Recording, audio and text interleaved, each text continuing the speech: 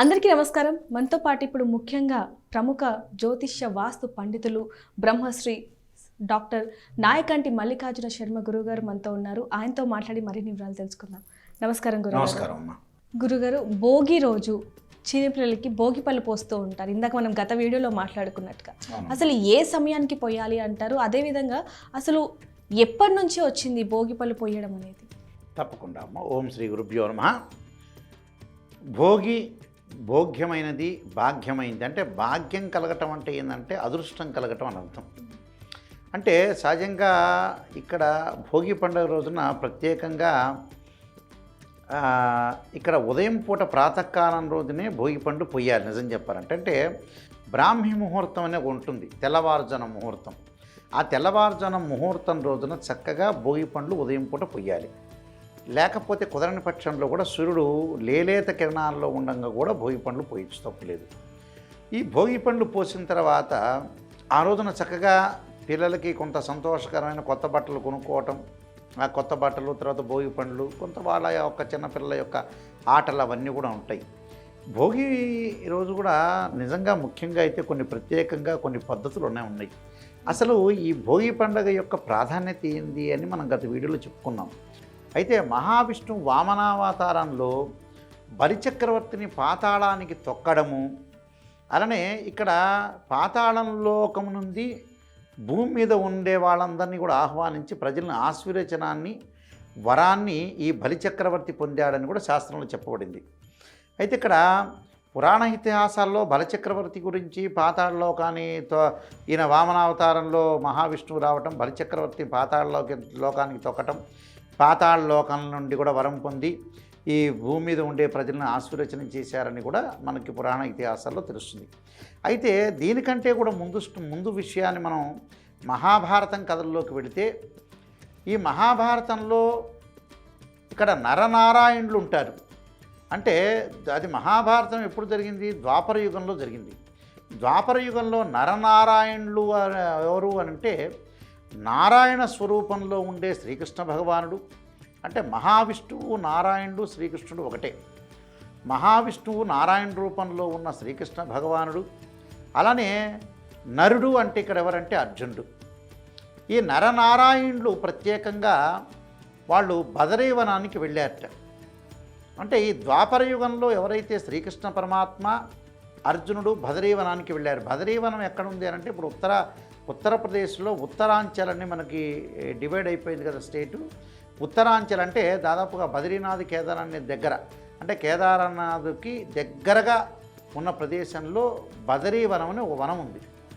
ఆ బదరీవనంలో దాదాపుగా మనకి బదరీవనం అంటే ఏమిటంటే రేగుపండ్ల వనం అని అర్థం.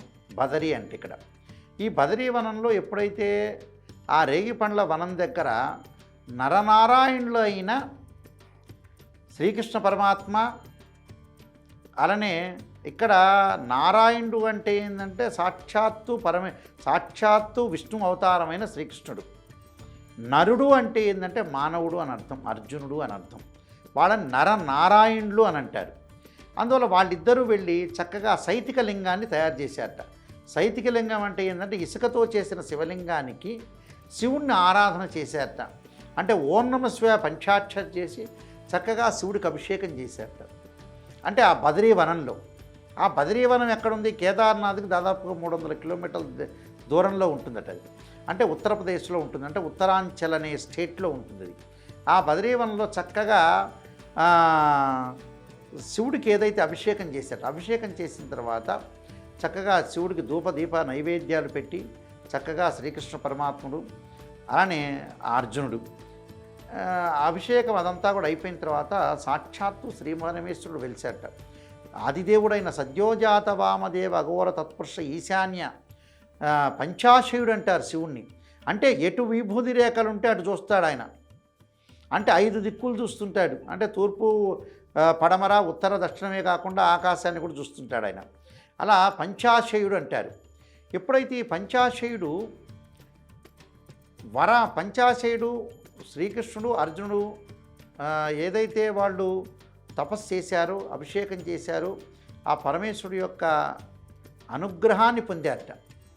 అనుగ్రహాన్ని పొంది వరాన్ని పొందాడు. ఏం వరం పొందాడు పరమేశ్వరుడి దగ్గర నుంచి? అంత సాక్షాత్తు పరమేశ్వరుడు ఆదిదేవుడి దగ్గర నుంచి శ్రీకృష్ణుడు వరాన్ని పొందాడట. ఎలాంటి వరాన్ని పొందాడు? చాలా అద్భుతమైన వరాన్ని పొందారని ఈ కథ మహాభారతంలో ద్రోణ పర్వంలో యుద్ధ పర్వంలో ఉందట. ఇక్కడ అయితే ఎలాంటి వరాన్ని పొందాడంటే, నాతో యుద్ధం చేస్తే నేను ఓడిపోతాను, నువ్వు గెలుస్తావు శ్రీకృష్ణ అన్నట్ట.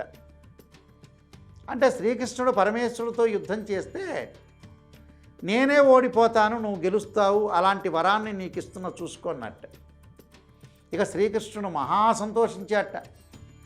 సాక్షాత్తు ఆదిదేవుడు పరమేశ్వరుడు యొక్క అనుగ్రహాన్ని నేను పొందానంటే నా జీవితం ధన్యమైపోయింది అనుకున్నట్ట శ్రీకృష్ణుడు. ఈ జన్మకి ఇది చాలు స్వామి అన్నట్ట. అక్కడ వరాన్ని పొందంగానే శ్రీకృష్ణ పరమాత్మ చక్కగా వరాన్ని పైనున్న ముక్కేటి దేవతలందరూ కూడా హర్షించారట. హర్షించి ఈయన ఎక్కడ వనంలో ఉన్నాడు? బదరీవనంలో ఉన్నాడు. ఆ రేగుపండ్ల చుట్టూ ఉన్నట్ట. ఎంబటే ఆ రేగుపండ్లన్నీ కూడా తీసుకొచ్చి ఆ ముక్కోటి దేవతలందరూ కూడా ఇలా పోసారట. ఇలా 1, 2 పడుతూ ఉండగా ఎంబటే ఫస్ట్ బ్రహ్మ వీళ్ళందరూ కూడా పోస్తూ ఉండగా మిగతా ముక్కోటి దేవతలందరూ పోస్తుండగా శ్రీకృష్ణుడు చిన్నపిల్లగాడైపోయాట, బాలుడైపోయాట.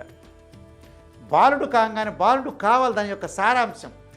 ఎందుకంటే శ్రీకృష్ణ పరమాత్మ ఏమిటి? సాక్షాత్తు శ్రీ మహావిష్ణు స్వరూపం కదా. అక్కడ చిన్న వాళ్ళు కూడా ఉంటారుగా. ఇప్పుడు కలెక్టర్, అసిస్టెంట్ కలెక్టర్ లాగా కొన్ని ఉంటాయి కదా. అలానే ఈయన పెద్ద వ్యక్తి, త్రిమూర్తుల్లో ఒకళ్ళు, స్థితికారకుడు. ఆ స్థితికారకుడి మీద కొంతమంది ముక్కోటి దేవతలను చిన్నవాళ్ళు వీళ్ళు పోస్తున్నప్పుడు ఏం చేయాలన్నా చిన్న బాలుడి రూపంలో మారాలి. ఈయన బ్రహ్మ విష్ణు మహేశ్వరులో స్థితికారకుడు విష్ణువు. మరి అలాంటి పెద్దవాళ్ళు చిన్న వాళ్ళందరూ కూడా పోస్తుంటే ఈయన వాళ్ళకంటే చిన్న పిల్లాడు కావాలిగా.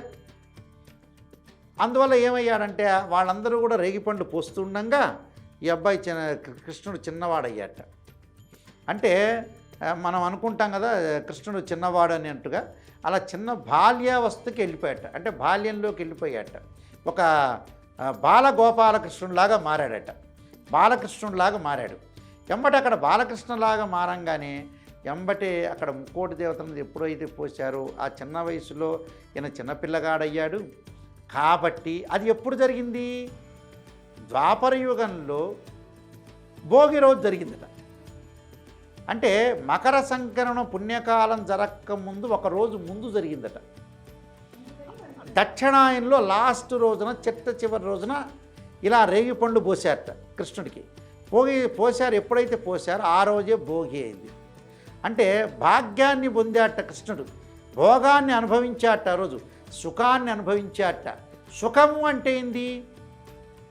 భోగము అంటే ఏంది? భాగ్యము అంటే ఏంటంటే సుఖాన్ని పొందటము, భాగ్యాన్ని పొందటం. అంటే పరమేశ్వరుడు ద్వారా భాగ్యాన్ని సుఖాన్ని పొందాడు. ఇక్కడ భోగం అంటే ఏంది? రేగిపండ్లు పోయటం భోగం. తనకిష్టమైన అర్జునుడి దగ్గర పొందేట. అదో రకమైన భోగం అట, అదో రకమైన భాగ్యం. సాక్షాత్తు పరమేశ్వరుడే ఆదిదేవుడే ఈయనకి వరాన్ని ఇచ్చాడంటే ఎంత గొప్ప శక్తి ఈయనకు వచ్చినట్టు ఎవరన్నా చెబుతారా సహజంగా? అసలు మనుషుల్లోనే నాకంటే నువ్వు బాగుపడాలని ఎవడు చెప్పడుగా ప్రపంచంలో. అలాంటిది నాతో యుద్ధం చేస్తే నా శస్త్రాలన్నీ తగ్గిపోతాయి, నీ శస్త్రాలు నీ బాణాలన్నీ కూడా పవర్ఫుల్ అని చెప్పాట. ఇది ద్వాపర యుగంలో జరిగింది. అప్పటి నుంచి మన వాళ్ళు ఏం చేశారంటే భోగి పండ్లు పోయటం అనేది మొదలుపెట్టారు. భోగి పండ్లలో అంతరార్థం ఇది. మనకి ముత్తైదువులు వచ్చి గత వీడియోలో చెప్పుకున్న ముత్తైదువులందరూ కూడా వచ్చి ఆదిత్య హృదయం పారాయణం చేస్తూ పోస్తున్నాడు కదా. ఆదిత్య హృదయం అంటే ఎవరు అనుకున్నా? సూర్యనారాయణ స్వామి, విష్ణు స్వరూపమే. మళ్ళీ అక్కడ విష్ణువుకి లింక్ ఉంది. అంటే విష్ణు స్వరూపమే.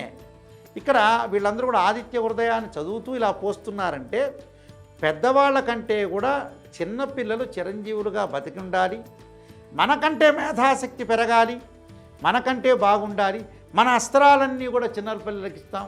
ఇప్పుడు తల్లిదండ్రులు పోస్తుంటారు భోగి పండ్లు. దానికి తల్లిదండ్రుల కంటే మించిన వాళ్ళు కావాలనేగా పిల్లల అర్థం. పిల్లలు మించిన వాళ్ళు కావాలనే అర్థం. అలానే ఇక్కడ పరమేశ్వరుడు తండ్రి యొక్క స్థానంలో ఉండి శ్రీకృష్ణుడికి పోసేట, విష్ణువుకి. అంటే నాకంటే కూడా నువ్వు మేధాశక్తి గలవాడివి కావాలి అని. దీని అంతరార్థం మహాభారతంలో ద్రోణ యుద్ధ పర్వాల్లో చెప్పబడిందమ్మ. అంటే భోగి పండ్లకి ఇంత విశిష్టత ప్రాధాన్యత అనేది కలిగింది. అందువల్ల ఈ మహాభారతంలో చెప్పబడిన భోగి పండ్లు వాళ్ళు చిరంజీవులుగా ఉండాలని మనకి శాస్త్రంలో చెప్పబడిందమ్మ. గురుగారు, భోగి ప్రాముఖ్యత విశిష్టత గురించి చాలా చక్కగా అందరికీ అర్థమయ్యే విధంగా చాలా చక్కగా వివరించారు. ధన్యవాదాలు. నమస్కారం.